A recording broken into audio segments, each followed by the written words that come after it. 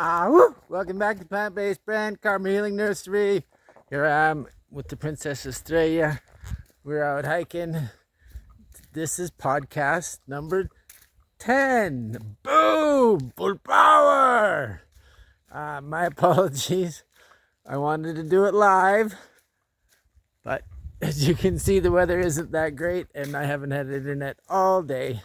Not even a little bit. So, what can you do? So I thought, well, let's just do it like this again, shall we? We'll do it while we're moving. It's good for you. So today, I want to talk to you about faith. Faith. Finding answers in the heart. Faith. Cause I gotta have faith. Cause I gotta have faith, the faith, the faith. Cause I gotta have faith, the faith, the faith. Baby! You know you're asking me to stay. Say please, please, please don't go away. Say I'm giving you the blues. Maybe! Ha! You know every word you say. Can't help but think of yesterday. Got me tired like a tired out of the cowboy blues. Before this river, there comes an ocean. Time to put my heart back on the floor. And now it does with our devotion. Can you drink the small man, baby? Because I'm showing you the door. Because I gotta have faith.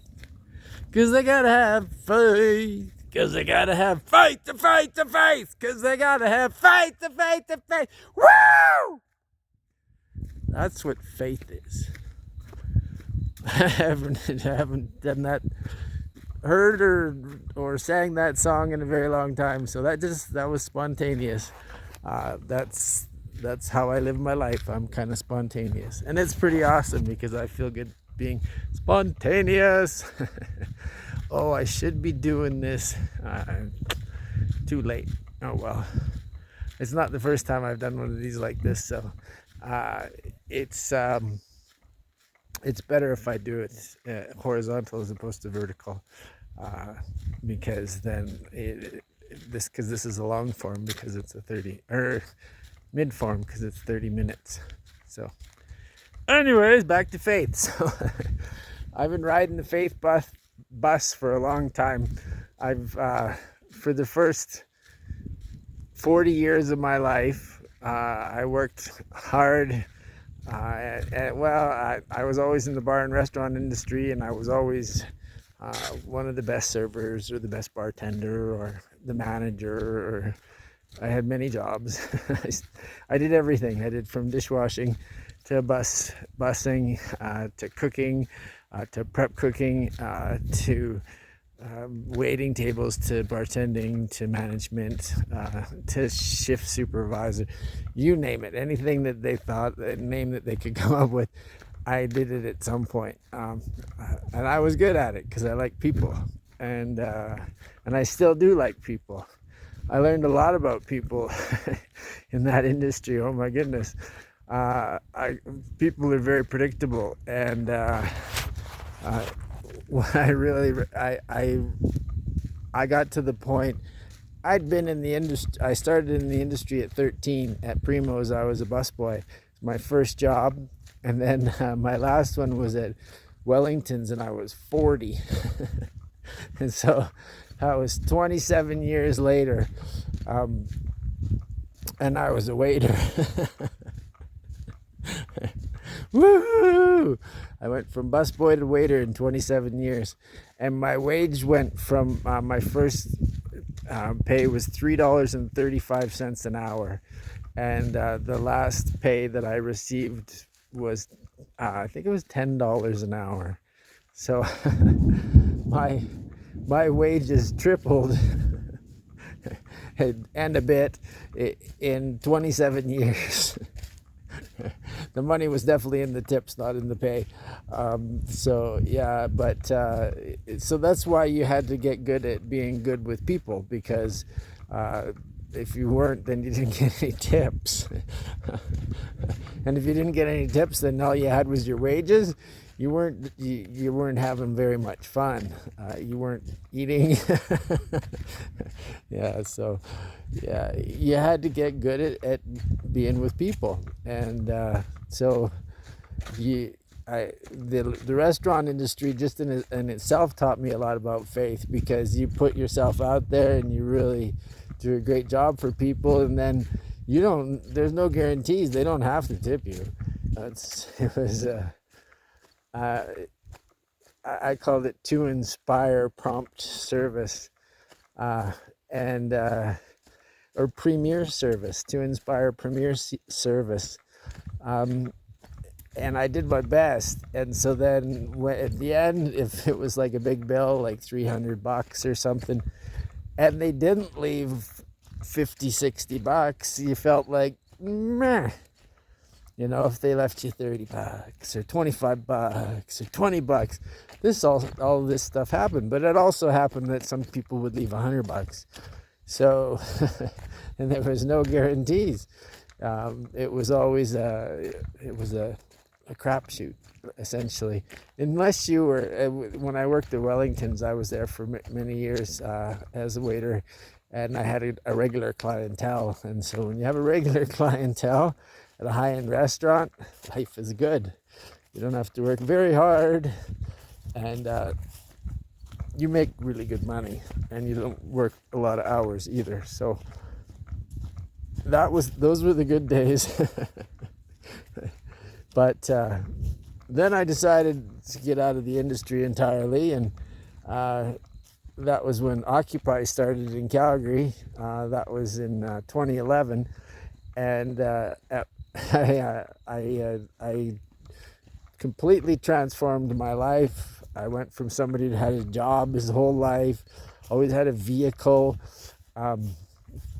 always had cash, always had money, and then all of a sudden I decided that I was going to become an occupier, and I quit my job, and I left my place, and I moved into my tent down in front of City Hall in Calgary, and we lived there for 55 days, which was pretty epic. It was a crazy ride. I learned so much about so many things, and about faith, again, being there, because there was a lot of incidents that happened that stuff could have went badly, and I never had to deal with that stuff.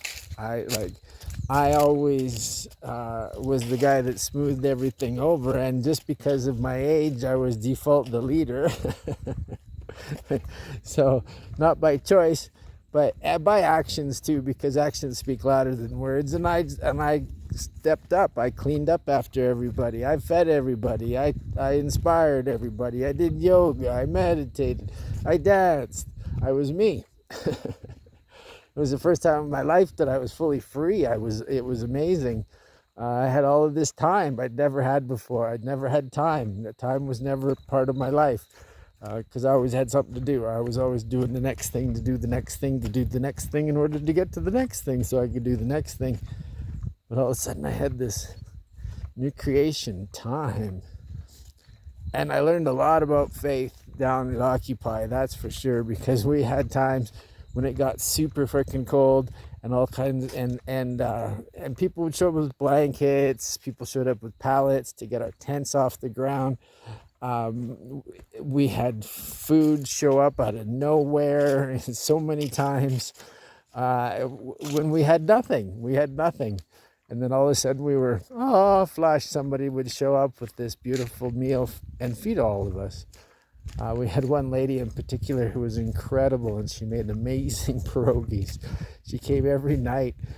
When she found us, she came every night after that, and she was like, just unbelievable. What a sweet soul. And so many of the homeless people ate better than they'd ever eaten in their life just by being part of our camp. And I got to meet so many homeless people, and they were amazing. I was blown away. I was like, wow, these people all have a story. So I listened to everybody's, and I learned so much from people. And I also got to talk to a lot of other people because we were in the middle of downtown, and a lot of people weren't very happy about that at all. They, they were actually pretty fucking pissed off, and they blamed us for everything that went wrong in the city. It was amazing. We went in Occupy. The whole idea was we were the 99%, and we were going after the 1%, the cabal, the people that are still controlling the world, but they're coming down as we speak, as we're making this video. So we went in as the 99%. And there was 8,000 people at the rally, on the march, and then we were down to 150 people in the tent, and then eventually we were down to like 20 of us, and then we were down to like 10 of us, and I was not gonna leave, but because I had faith. I completely had faith that God kept me there for a reason. And that, because I never had anything bad happen to me. Like, nothing bad happened to me the whole time I was down there, because I was loving and kind and caring. And that was the first place that I ever got a rainbow hat. Yeah, I had a bowler cap, and it was a rainbow felt, beautiful. I wore it all the way across the country the next year. And it was covered in pins from all the different occupies, and it's beautiful, eh? As soon as we have one of these lightning and thunderstorms, it takes out the internet. I have right now, I think, 7 videos to upload to get onto YouTube and to Facebook. Hola, buen día. Because when this happens, I get so backed up because I have so many things that I want to share, because I'm having the best time. My channel's going crazy. I'm having a lot of people watching my stuff, and I appreciate that, because I'm here to help. That's what I'm here to do. And I learned a lot on my journey, and that's why I'm sharing. And then Occupy was incredible. It was mind-bending. And then we moved into a home, Ramsey home. It was a communal home, and everybody else had jobs except for me. And I cleaned the place, and I cooked for everybody. There was 12 of us that lived there, and we had meetings all, like, every night. We completely permacultured the yard. We put in all. That was when I just started. I just learned how to garden too. So it was all of that all came together at the same time, because that was what I realized that was important for me, was to learn how to garden. So then from there, the next year, we moved to the Aki Walk. We SOS onto Ottawa. We walked, biked, and hitchhiked from Victoria to Ottawa. Actually, we made it to Quebec, to Montreal, and then we came back to Ottawa because we were a little early. We were a little ahead of schedule because we really wanted to visit Quebec, because they were the best protesters in Canada for sure. We started off with 7 of us, and we had 2 dogs, and we finished with 12 of us and 2 dogs. It was an epic journey, and I learned so much about faith, because we left Victoria with nothing. Except a phone, a few bucks, and we were able to upload it was a BlackBerry. So we were able to upload our videos to Facebook and our photos, and to update on our page where we were going next, so that the next town or city that we went to, if there was anybody in the Occupy movement, if they'd be interested in hosting us, and we'd be interested in helping them out. And so we had so much fun, and we met so many amazing people, and everywhere we went, we were treated like royalty, except by the cops, but by the people, we were treated like royalty. So it was magic. We got to dance in so many places, and I spoke in cities all across Canada. It was unbelievable. It was the craziest time of my life. But I had so much fun because I met so many amazing people, and there wasn't like we definitely were not the majority by any means. We were the 1% still, but at the same time, there was just magic that happened with us as a group, as a collective consciousness. What I witnessed was mind-bendingly phenomenal, because when we were in alignment, I witnessed it first at Occupy, but when we were in alignment, when everybody was happy, when everybody was dancing, meditating, doing yoga, whatever, when everybody was in alignment, we had no police, we had no media, we had no problems, we had no crazy people showing up. It was just like, oh. But if we were infighting and we had problems and we had stuff that we needed to deal with, then we had the police there, we had the media there, we had crazy people showing up. It was just like, it was unbelievable, but it was everything was a mirror reflection of us. And so the more I got to be aware of this, the more I would try to cheer everybody up all the time, because I recognized there was a lot less stress, and I didn't want to be there for the stress. And it happened to us while we were on our hike across Canada too in 2012. Same thing. When we were in alignment as a group, we can manifest anything out of thin air. Like we came up with, we were down, we had nothing so many times, and all of a sudden, boom, somebody would show up out of nowhere and say, hey, do you guys want some blueberry waffles? Shanley'd be like, yeah, I just asked for that. Where have you been? Well, same thing. If we were fighting with each other, if there was problems in the group, well, all of a sudden the police would show up, and all of these other problems. Oh, it's starting to rain. This might not be a whole half an hour because I'm not going to get the phone wet. I might get my coat out too. We'll see. It's pretty close to being. Where are we at? Oh, yeah, it's starting to come. I can hear it. And we got that color in the sky. All right, so I'm going to cut this one short. Thank you very much for tuning in once again to Plant-Based Brent, Karma Healing Nursery. Here's my raincoat.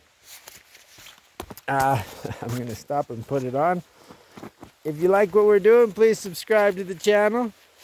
Sharing is caring, and we love comments. There's my girl. Hey, Barton. You're the best. We love you. Usually takes two hands, but I'm doing it with one so I can show you guys. All right, I'm going to tune out. Much love. There's my girl, and we're going to get moving. Thank you, thank you, thank you. I love you, I love you, I love you. Ah, woo!